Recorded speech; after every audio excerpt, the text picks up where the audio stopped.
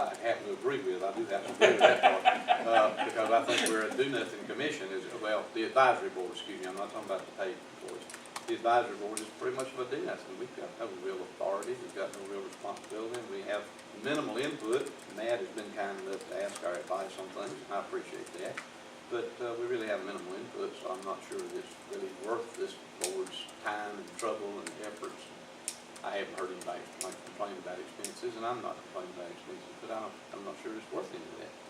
I'd encourage, and I think that's the policy discussion. So it wouldn't be coming back before this committee, because this committee would be dissolved. I'm just saying, if, some variation of this, but I like the idea, if this has done nothing but center the focus on this topic, and gets a recommendation in front of the Board of Commissioners as to what you think really will work best for Rutherford County, well, I think it serves that purpose, and I ask you to, ditch this, come up with a different process by which you're going to get something in front of the Board of Commissioners. And if part of that process is you'd like to have one or two of the commissioners involved, I'll certainly make sure that gets in front of the commissioners and ask them to appoint a couple of people to work with you to bring it all together and make it happen. And you tell us what you want.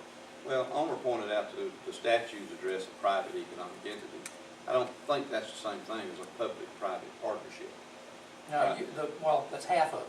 Well, There's all kinds of different it's the half, but when you put the two together is where you have the problem. Yeah. If we're going to develop, and I'm not totally opposed to a public-private. I expressed before that I was, and I'll say again I am, unless there's some accountabilities built in that makes some transparency. The private part should not be able to hide. The public part shouldn't be able to hide behind the private part, I should say. If the private part is going to be as accountable as the public part is with the Freedom of Information Acts and open meeting laws, then I probably would have no objection to it. But it needs to be transparent to the public. We have way too much in this county, as well as other places, not just this county, that's not transparent to the public. And the public is, I'm hearing a lot of disgust and distrust and apathy out there. I mean, I talk to them and I say, what difference does it make? They're going to do what they want to do. They don't tell us what they're doing anyway. People, look around at your commissioners' meetings. You don't have near the people you used to have. People don't speak up anymore. At the last meeting you had, not one single soul got up and used a 3-minute time slot. Nobody. For anything. Well, on that specific point, anybody that we can talk to who speaks to you and they make that conversation and they have a concern, please let us know who they are. Encourage them to call me.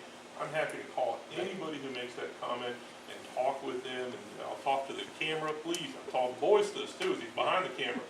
Anytime you hear that, please, I'm happy to call them. We'll get the staff people involved.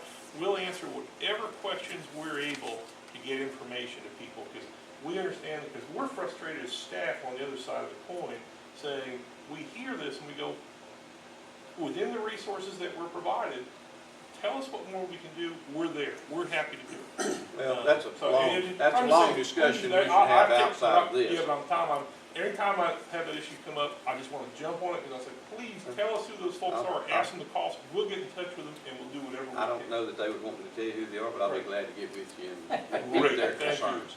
And Any other relay that discussion on the information. motion? What Would you was his repeat the motion again for us, please?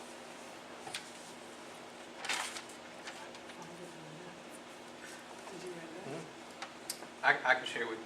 The motion by Mr. Helton was to disregard and deny the resolution as submitted with the intent to substitute a resolution, and that option being to disband the EDC in its entirety.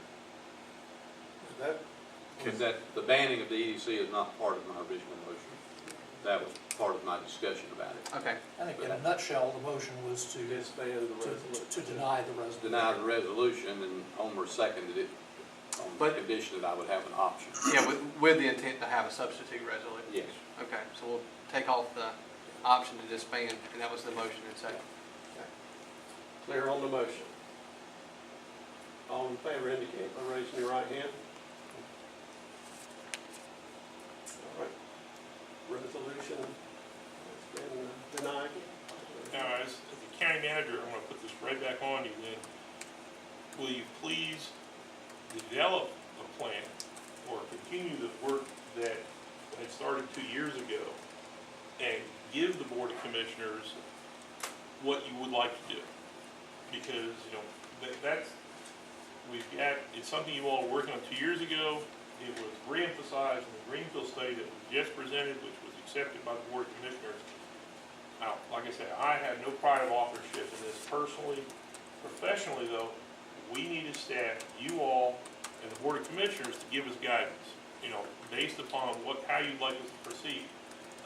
We're certainly don't want to get out in front of you. We don't want to be doing things you all or the Board of Commissioners don't want to do, but please give us guidance. And that's what we were seeking through this resolution. And like I said, I supported you all deep sixing it. But give us, I'm just, it's pleading, give us the guidance so that we know how you all want to move forward. Well, I think we need to put a reasonable time frame on it and get it resolved. We've been talking about it a long time, and I think we know the general direction we want to go. I think there's some issues about board structure, and there's some issues about the accountability and so forth that we need to really hammer out, but I think we need to get this. I don't think that requires a lot of time. It requires, me and Terry and Keith having time to get together to do it. And I've got time. I can't speak for the two of them. I know Terry's had his hands full with the hospital. But I mean, this is reinventing the wheel. We had the basic framework of this put together more than a year ago. And it got deferred when Matt came on board to give him a chance to get his feet on the ground. It got deferred again when Greenfield came on board. And Greenfield basically came up with the same conclusions that we did. I don't think that there's an issue about what we need to do. It's a question of how to go about doing it. And to me, that policy decision, that instruction has to come from the county commission, because what I see needing to happen, and I've been beating this drum now since 2008, is that there needs to be a group of actual stakeholders put together in this community that have a vested interest in economic development. And we know who all those players are. Now, we don't have buy-in at that point. Some of them, we got lip service at least, but we don't have people that have actually sat down around a table and said, this is what we're doing today, next week we're going to do so-and-so. We've already got certain entities identified. The college is on board for sure. Absolutely. The hospital is on board for sure. I think we can probably get commitment from the school system on it. But you start out by getting those people together and say, who else needs to be here?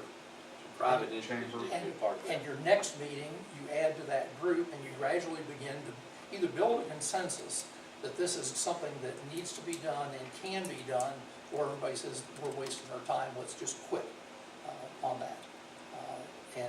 But I think that's what needs to be done. I don't see any major planning that has to be done. The planning's been done. We need to sit down and start buying lunches and shaking hands.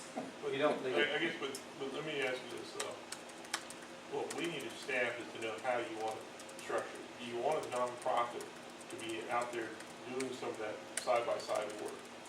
I think that ultimately, a not-for-profit, somewhat along the lines of what Lincoln County did and the city of Lincoln did, has got merit to it. The thing that you will find, though, and I've been involved in a lot of these, I mean dozens of them, over 30 years, and you will find that the not-for-profits, I can't think of a single circumstance of any of them that I've been involved in that have not either been involved with specific land development projects or specific tourism development projects. The not-for-profits don't do anything else. That's the whole point of them, is to be able to do some of these land development deals, industrial parks. That's all that Lincoln County did. They did a very good job of it. Whether that type of effort makes sense here in Rutherford County or not, to me, is debatable. I mean, our geographic location is such that trying to attract industry to relocate here in sufficient quantity and with land needs, when you've got Greenville down the road and Spartanburg down the road, I think that's problematic. I think that, so the approach that Lincoln County used may not be the right approach for us here. That's not to say that a private entity wouldn't be desirable, but I'm not quite sure what their goal would be at this point. Just from a mechanical standpoint, I don't know if anybody's had this discussion with them or not, But there was some question about this formation of the not-for-profit, as to how we go about doing it. Well, if they had maintained their not-for-profit status, realize Rutherfordton is still out there as far as I know. And at one time, Danielle Withrow and I were talking to them about the possibility of them either bringing themselves back into existence again or simply surrendering their leadership positions, transferring the management of that corporation over to a new body, use their 5 I think they're C6, I'm not sure which, how they're actually set up, but use their existing status, entity status, assuming there's not any adverse baggage, and that's something that somebody would have to look at as a starting point. Then you don't have a formation issue. We don't have to go out and say the county's going to be the incorporator, because it's already out there. You just need to change the board of directors. And that new board of directors needs to be these players that we all identify. But you can't hold it, well, I won't say you can't, because you can't hold a gun to some of their heads. But ultimately, you've got to be able to convince the players, the people that are central to the economic development, that it is in their best interest to be on this board. And a lot of times, it's very easy, because these things are driven by the real estate developers, they're driven by the banks, they're driven by people who benefit from the development. Right now, we don't have that kind of a situation in Rutherford County. There aren't any real estate developers here. Well, Mr. Chairman,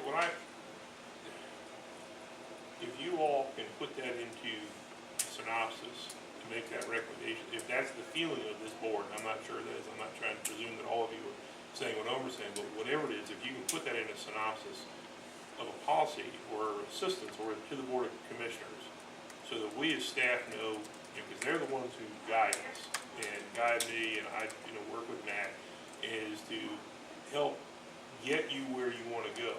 Then that's all I'm asking.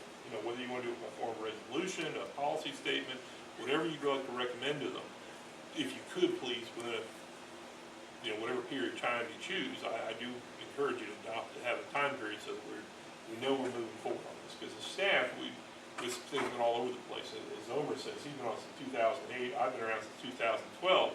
I've seen the emails from prior when I came. Omer and I traded some at that time. But we just needed to get it in some proper format from this entity to the Board of Commissioners, so that we as a staff have a sense of what we need to be doing and what we need to be working on. Mr. Chairman, if you would y'all have a meeting? He said you and Omer, you and Keith. I'd like to see Tom put on with that too, with the discussion. Well, I think what we'll do is, in our next meeting, we'll bring all the issues back to the table for discussion. Yeah, we got several issues just with the ongoing functions of the board, the way it's structured now. We got 5 members of the board that have temporary appointments while this restructuring was to be taking place, or a new structure identified for who would sit in those positions. So I think we need to resolve that. We'll have to elect officers. At that time, we'll revisit and let that committee be reappointed. The ones that need to be a party to it can function at that time. We won't take that action up today. I'm largely in concurrence with what Homer said. I'd like to see this board continue, but with different flavors. By definition different, I don't mean individual names. I don't necessarily agree with what he said about adding too many. I'm not looking for a board of 50 or 100 or some unwieldy number. I would like to see the board remain at 10, 9, 11, 8, somewhere in that range number. But I would like to see it be community leaders who have a vested interest in the economic development. But to me, it should be, and I'm sorry to interrupt, but it should be somebody who can go with Matt when called upon. Absolutely. And sit Matt down should be at able the to call table upon and as he needs. express If he has a what's client, available. an interested party, and he needs somebody with real estate expertise, somebody from the banking community, he should be able to call on them. Not necessarily the whole board, and in that sense, perhaps it needs to remain advisory so that it doesn't become a policy board. But put the college on here, put someone from the hospital on here, put somebody from the Board of Education, not necessarily the board itself, but the education community, Janet Mason or one of her lieutenants. put a real estate developer on the board, put a person or two from the banking industry. You might have a little problem if you try to bring a manufacturer in, because if you're trying to sell a new manufacturer, it might